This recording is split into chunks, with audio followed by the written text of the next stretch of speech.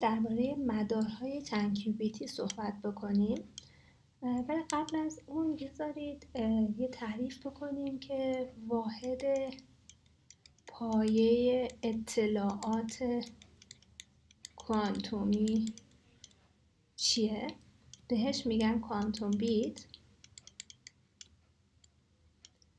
که به اختصار کیوبیت هم گفته میشه. خب کیوبیت به عنوان یه سیستم فیزیکی رو میشه با یه دیاگرام اینجوری نشون داد. یه سیستم دو لول دو ترازه در نظر گرفت. مثلا یک اتم دو ترازه. خب میدونیم که در طبیعت اتم دو ترازه نداریم. ترازهای اتمی اصولا چندین تا، ولی میشه دو تاشو اسپسیفیکلی به طور مشخص مثلا با یه فرکانس لیزری مشخص کرد که فاصله این ترازه کاملا مشخصه و در حقیقت دو تا تراز از هم تمیز پذیرن. اینها رو میشه گفتش مثلا انرژی، ترازهای انرژی هستن و تراز پایینی میشه با لیبل کت 0 و تراز بالا رو با لیبل کت 1 نشون داد. این در واقع کوچکترین واحد پایه اطلاعات کوانتومی هستش که یه سیستم فیزیکی دو ترازه رو در واقع میشه باهاش مدل کرد. حالا میخوایم ببینیم که نمایش پردازش اطلاعات کوانتومی به چه صورته. یه دیاگرام میشه نسبت داد برای در واقع پردازش اطلاعات کوانتوم. این خط در واقع کیوبیتمون رو نشون میده. بعد با یه سری باکس ها اون گیت های منطقی کوانتومی رو در واقع نمایش میدیم. مثلا آ یه گیت منطقیه کوانتومیه. وقتی میگیم منطقی کوانتومی یعنی یه حالت کوانتومی رو به حالت کوانتومی دیگه میخواد ببره. درایه های ماتریسش اگه یادتون باشه توی جلسات قبل درایه های ماتریسش در حقیقت دامن احتمال ها بودن. ماتریس با درایه های دامن احتمال برای رفتن از یه حالت به یه حالت ممکنه دیگه تو فضای این سیستم فیزیکی کیوبیتیمون. بعد مثلا گیت منطقی B میخوره، بعد گیت منطقی C میخوره. در کل به این ساختار مدار کوانتومی یا شبکه کوانتومی هم میگن یا شبکه کوانتومی. پس خط بیانگر اون کیوبیتمونه. اینها گیت هایی هستن که به کیوبیتمون میخورن و همینطور که دیدید یه سری ماتریس های 2x2 هستن که میتونیم بهشون یه عملگر یکانی نسبت بدیم که طبق قراردادمون از سمت چپ به راست می نوشتیم. اینها متناظر بودن با یک ماتریس یکانی. عملگرهای یکانی طبق تعریف میدیم یو دگر مساوی است با یو دگر یو مساوی است با ماتریس یکه یا آیدنتیتی. یو دگر هم چیزی نیست جز ترانسپوز کانجوگیت کامپلکس ماتریس ها، یعنی جای سطر ستون رو با هم عوض میکنیم و تک تک درایه ها رو استار میگیریم ازشون.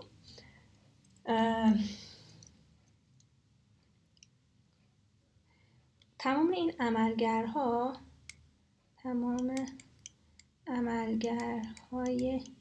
یکانی در واقع تشکیل یک گروه میدن.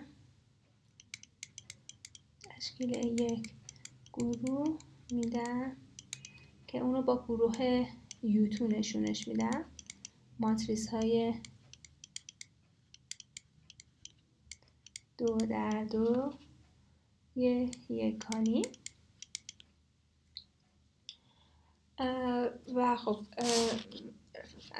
تحول حالت سیستم تکیوبیتیمون توسط این عملگرها، این گیت های منطقی در واقع تغییر میکنه، متحول میشه سیستم. یعنی از یک حالت ورودی مثلا سای به حالت خروجی سای آوت سیستممون میرسه که این میتونیم به این صورت هم بنویسیم که سای آوتمون به صورت CVA سای این هست. حالا همونطور که میدونیم برای محاسبات در واقع تک کیوبیت کافی نیستش. اگه ما بخوایم یه سری محاسبات معنادار داشته باشیم، محاسبات معنادار یعنی مثلا یه مسئله پیچیده ای رو حل بکنیم، به بیشتر از یک کیوبیت نیاز داریم.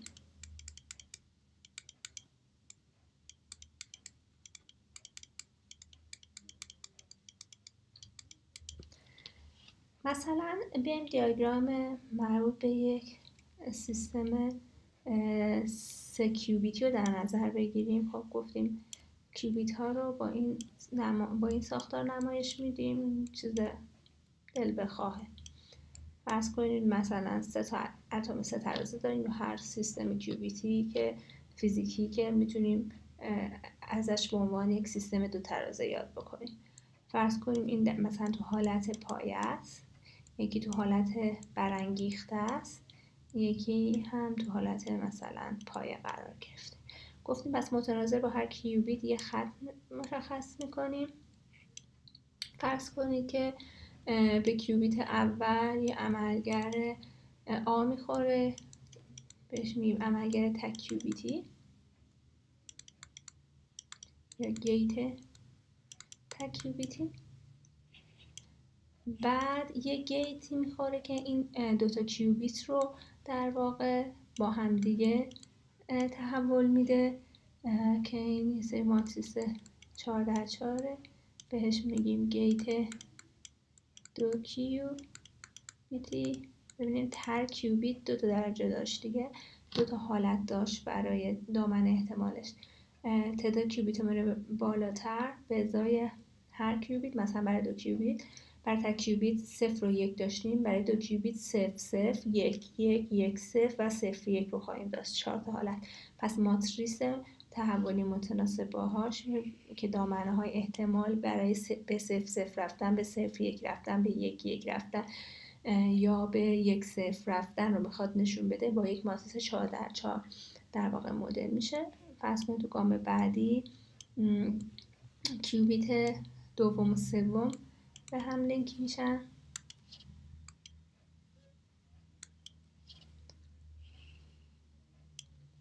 و در نهایت تک تک این کیوبیت ها با یه سری گیت تک کیوبیتی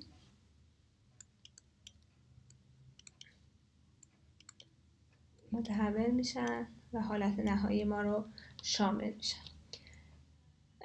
خب اگر من n کیوبیت داشته باشم، دیدیم که اگر n مساوی با 1 بود، یعنی تک کیوبیت داشتم، تعداد کیوبیت ها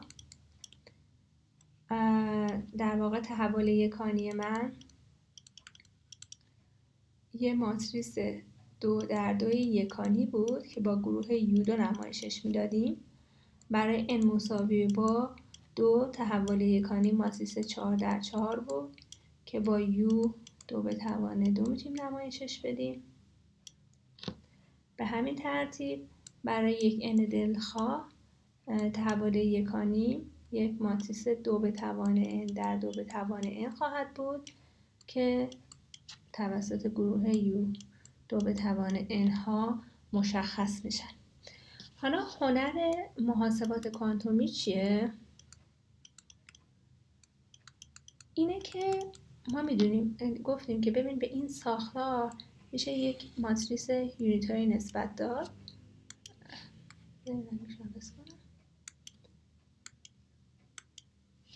از اینجا تا اینجا رو شما میتونید با یک ماتریس یکانی 2 به توان 3 در حقیقت 8x8 نمایشش بدید. هنر محاسبات کوانتومی این هستش که بیاد ببینه که این نمایش ماتریس یکانی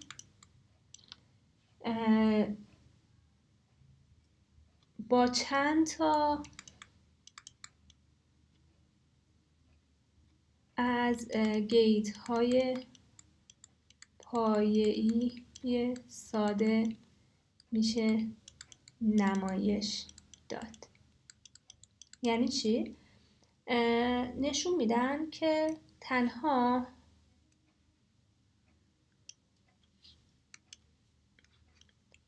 نشون داده میشه که تنها گیت تکیوبیتی به علاوه گیت 2 کیوبیتی کافیه برای اینکه هر تحول یکانی با هر تعداد کیوبیت رو در حقیقت تولید کنه. و این خب چیز مهمیه دیگه. یعنی شما فقط تکیوبیت و یه گیت تکیوبیتی و یه گیت 2 کیوبیتی داشته باشید کافیه برای اینکه بتونید هر تحول دل بخواهی رو در حقیقت نمایش بدید. پس تو ساختارهای همچون مثلا تو کلاسیک با گیت نات هر محاسبه ای رو میشه انجام داد. اینجا هم تو کوانتوم با یه گیت عمومی تکیوبیتی و یه گیت 2 کیوبیتی نشون داده میشه که کافیه که شما این ساختار پایه‌ای رو بسازی و یه ترکیبی از اینها رو قرار بدی و هر محاسبات دل بخواهی رو داشته باشه. یه چیز مهمی که وجود داره به این ساختاری که اینجا دیدی، حالا یه بار دیگه من اینجا میتونم براتون تصویر میکشم و این ساختاری که مدار کوانتومیمون رو در حقیقت نمایش میداد. این بالا کشیده بودم.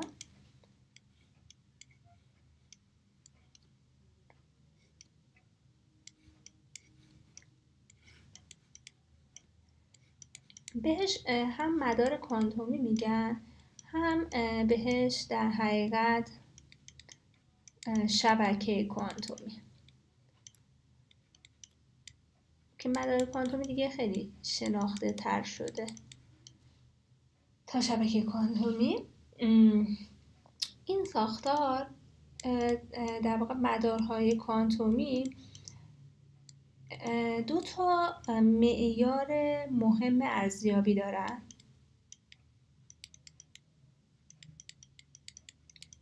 یکی تحت نام در حقیقت سایز هست که تعداد گیت های کوانتومی رو به ما میگه. مثلا در مثال بالا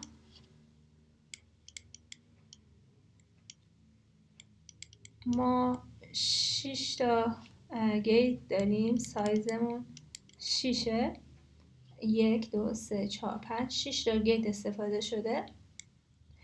و معیار بعدی دیگه که معیار مهمی هم هست در حقیقت عمق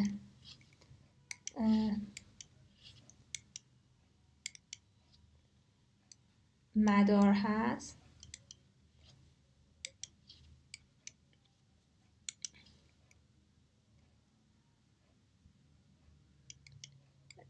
که تعداد گام ها و استپ هایی هستش که توی مدارمون از در حقیقت طی میشه. مثلا توی این خط آخر اگه نگاه بکنید این 3 تا گیت داریم ولی دارن به صورت موازی عمل میکنن و این تعداد گام ها در حقیقت عمق مدار میگه تعداد گام های محاسباتی که نیازه که محاسباتمون رو به اتمام برسونیم، یعنی همون زمان اجرا رو نشون میده. فاکتور مهم دیگه ای هست تعداد گام های محاسباتی مورد نیاز برای اتمام محاسبات که به همون زمان اجرا هم گفته میشه مثلا تو همین مثال بالا عمقمون دپسمون 4 هستش.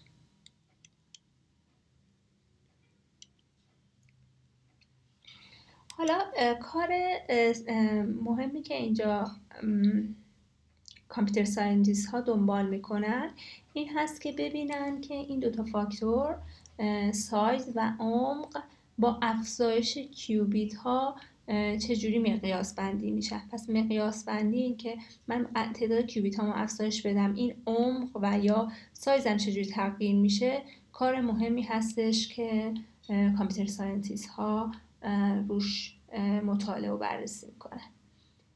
ممنونم.